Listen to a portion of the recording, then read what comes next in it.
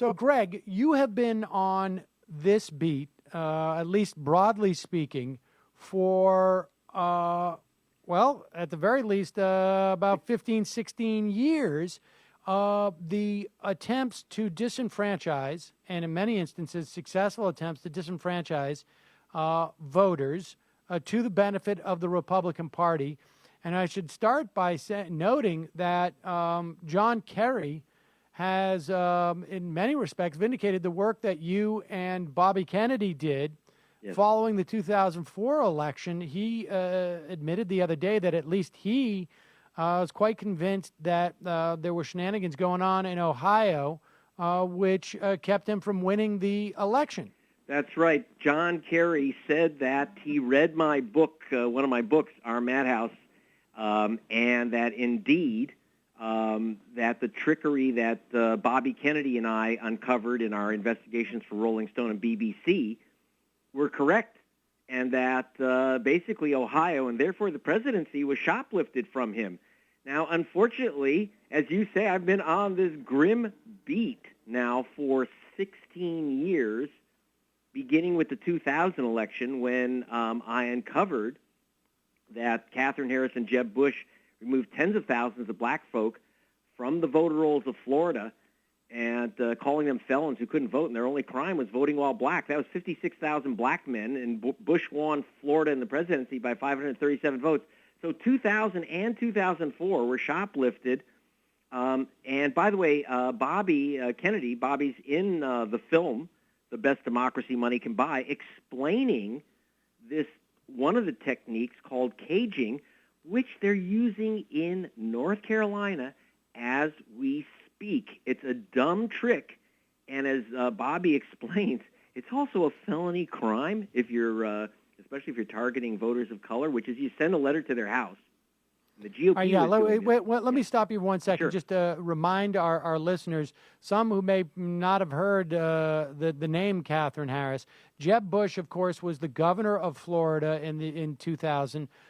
Katherine Harris was the Secretary of State, and she was, if I remember correctly, she was co-chair of the Elect George Bush Committee in Florida. Yes, she was. Certainly earned that title by disenfranchising so many voters who, and I think, now the interesting thing is that I think at that time, largely speaking, Greg, the general public was not savvy as to this phenomena, was not savvy the attempts by Republicans on all levels. I mean, we're seeing this now at the judiciary. We saw it at the Supreme Court in terms of the Voting Rights Act.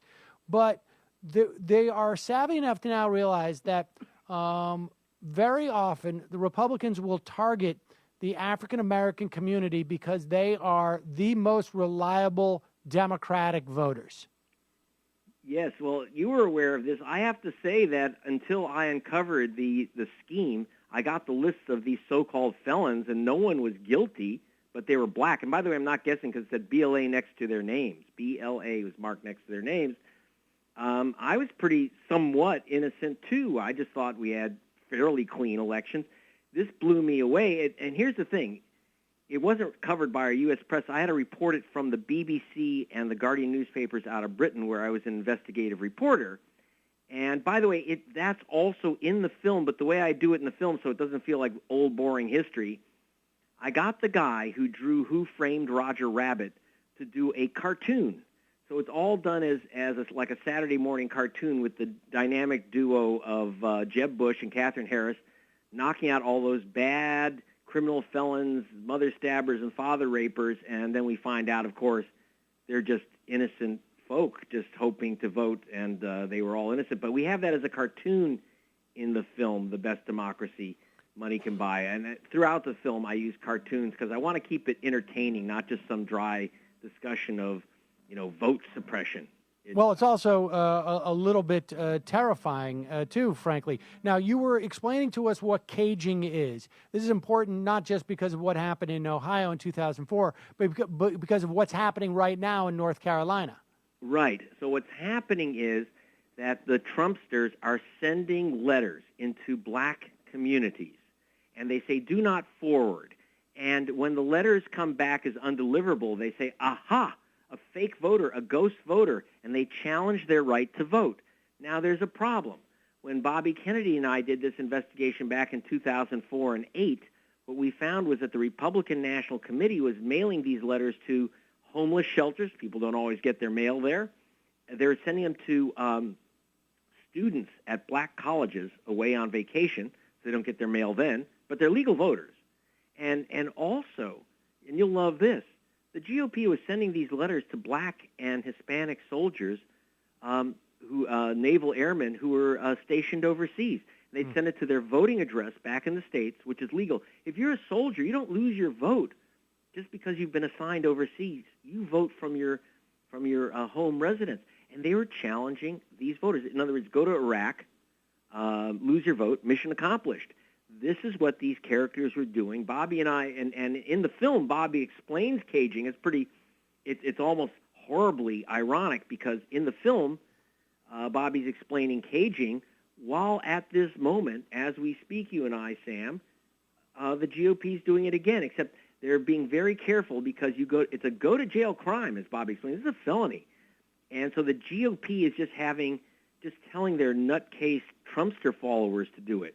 Now, I'm not for or against Trump or any of that stuff. Vote for whomever you want. I just want to make sure that everyone's vote counts, and we're exposing this, and it's kind of, we do it as entertainment. Okay, I'm going to be very straight. It's not your typical documentary. We've got Ice-T and Rosario Dawson and Willie Nelson and all these crazy people in cartoons, so it's entertaining. But believe me, this is what's going on now. They're shoplifting this election, and especially in those Senate races in Ohio and North Carolina and Arizona. Right. I mean, that's all right. Well, I don't want to get ahead of ourselves. Okay. Tell us, in North Carolina, look, I mean, and I think people know this.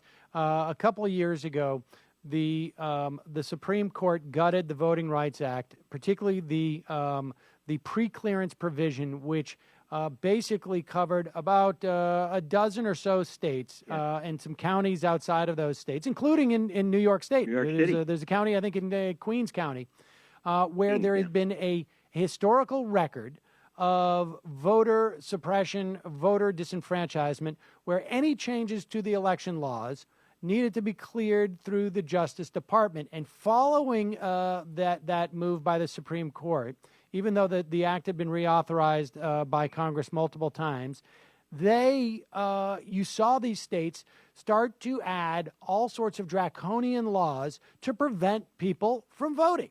And that was, by the way, Sam, not within days or months of the Supreme Court decision, but within 2 hours. All these states, these Republican-controlled states, it was only Republican-controlled states, not being partisan, that's just a fact.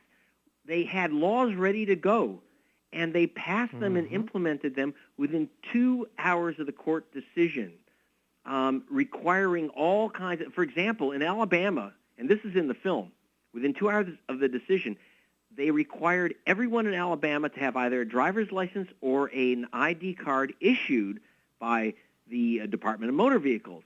Then the very next day, are you ready for this, Sam? They closed almost every DMV in the 10 black majority counties. That means that someone who doesn't drive and needs a non-driver ID, where do they get it? And so it was so raw, so deliberate. I actually went to these driver's licenses offices, and by the way, some of them were open for other purposes, but even though they were open, they wouldn't give you the form to get an ID. All right, listen, Greg, we got to take a break. When we come back, I want to go through state by state. I want to talk about how many votes we're talking about. I want to know if the Democrats understand that they have to overperform because regardless of what the get out the vote efforts are, if a voter gets to the voting place and they're not on the list, they're not going to vote. We got to take a quick break. We're going to be back with Greg Palast. The film, The Best Democracy Money Can Buy, A Tale of Billionaires and Ballot Bandits, opening across the country, multiple locations. We got to take a quick break. Sam Seder, Ring of Fire Radio.